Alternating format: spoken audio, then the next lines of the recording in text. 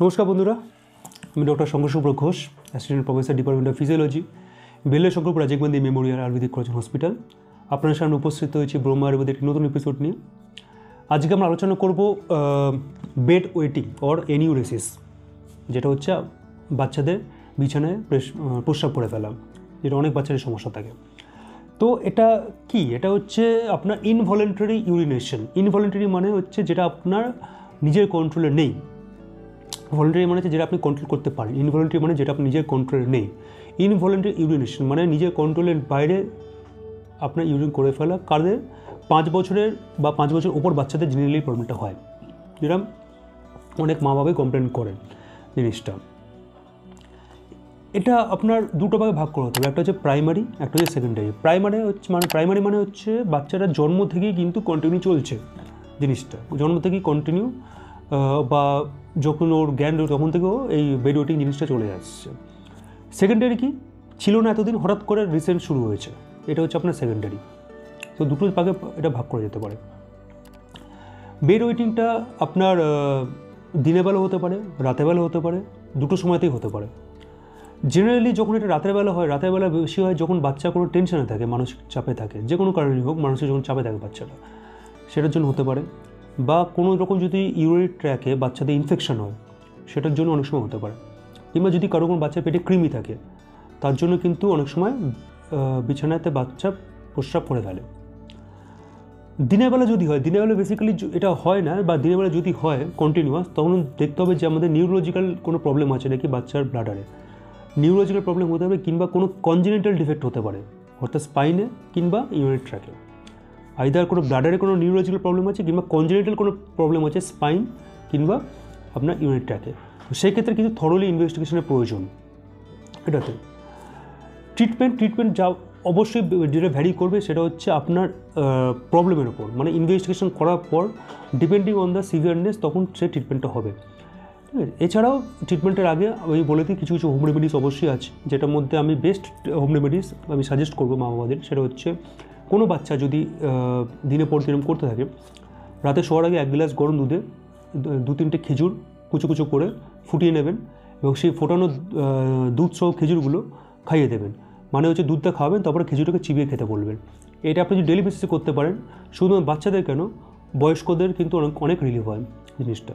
এই একটা জিনিস করলেই কিন্তু অনেকটা রিলিফ আপনারা এটা কাটাতে পারবেন। সেটা হচ্ছে, আরেকবার বলে দিচ্ছি আমি, 1 গ্লাস গরম দুধে আর একটু দুধ নেবেন, তার মধ্যে 3-4টে খেজুর কুচো করে ফোটাবেন। ফোটানোর পরে যখন একটু ঠান্ডা হবে দুধটা খাইয়ে দেবেন এবং খেজুরে চিবিয়ে খেতে বলবেন। এটা রাতে শোবার আগে, ঠিক আছে। বাচ্চা বয়স্ক সবাই করতে পারে যাদের এই সমস্যাটা আছে, নিউরোলজিক্যাল প্রবলেমটা আছে। এছাড়াও কী করা যেতে পারে? এছাড়াও করা যেতে পারে যেটা হচ্ছে আপনার 3 ঘণ্টা ঘিতে দিয়ে আপনি সমন্স কিংবা আপনার মাত্রাবস্তি করা যেতে পারে। সমন্স যদি হয় তাহলে 5 to 10 ml, মাত্রাবস্তি 20 থেকে 30 ml বাচ্চাদের এটা করা যেতে পারে। আর অভ্যঙ্গ করা হতে পারে মহানারায়ণ তৈল দিয়ে। কোন দিকে করবে? বাচ্চাদের লোয়ার এক্সট্রিমিটি দিকে করবে। এর একটা সায়েন্টিফিক কারণ আছে, যদি লোয়ার পার্টের দিকে বাচ্চাদের অভ্যঙ্গ করা হয় মহানারায়ণ তৈল দিয়ে, তাহলে যে আমাদের স্প্রিংটারগুলো আছে বাচ্চাদের মাসেলগুলো, সেটা আরও স্ট্রং হয়, ঠিক আছে। তো সেটাই হচ্ছে এটা যৌক্তিকতা নিচের দিকে করার জন্য। এছাড়াও আপনি একটা হোম রেমেডি যেটা বলুন ওটা করতে পারেন, কিন্তু তারপরে একটা বলে দিচ্ছি, সেটা হচ্ছে কিছুটা অশ্বগন্ধা নেবেন এবং কিছুটা বলা, এই দুটো নিয়ে একটু আপনি সরস টাইপের জুস টাইপের করে খাওয়াতে পারেন, কিংবা হাফ ট্যাবলেট অশ্বগন্ধা ডেলি বেসিসে খাওয়াতে পারেন বাচ্চাদের। এই দুটোতেই কিন্তু উপকৃত অনেক বেশি হবে। কিছু ডায়েটে আসি, বা কিছু আমি কী করবেন না সেটাতে আসি। করবেন হচ্ছে বাচ্চাদের ট্রেনিং দেবেন, প্রপারলি টয়লেট ট্রেনিং দেবেন, যেটাকে বলে, মানে বিছানা ঘুমানোর আগে সে যেন বাথরুম থেকে আসে, ঠিক আছে। কিংবা যদি দরকার পড়ে মাঝরাতে বাচ্চাকে জাগিয়ে আপনি বাথরুম করাতে পারেন, যেটা হচ্ছে প্রপার টয়লেট ট্রেনিং।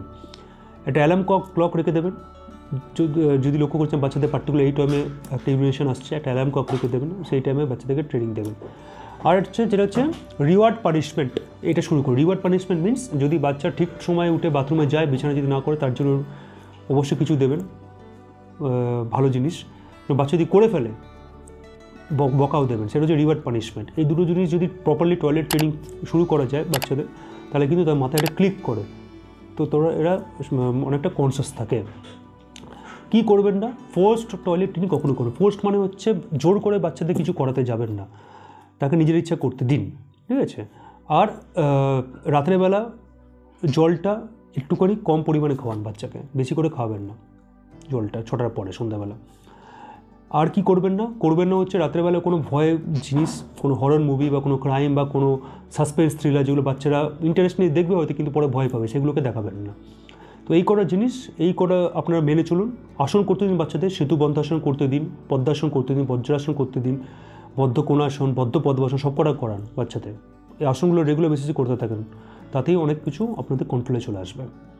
তো আশা করছি এই অবস্থাটা আপনার ভালো লেগেছে। যেগুলো বললাম সেগুলো আপনারা ট্রাই করে দেখতে পারেন, উপকৃত হবেন, সেটা আমার গ্যারেন্টি। এরপরেও যদি কোনো কোয়ারি থাকে আমাদের হেল্পলাইন মানুষকে যোগাযোগ করুন, লাইক করুন, কমেন্ট করুন, সাবস্ক্রাইব করুন বৌমার চ্যানেলকে এবং আরও বেশি করে ভালোবাসুন। নমস্কার।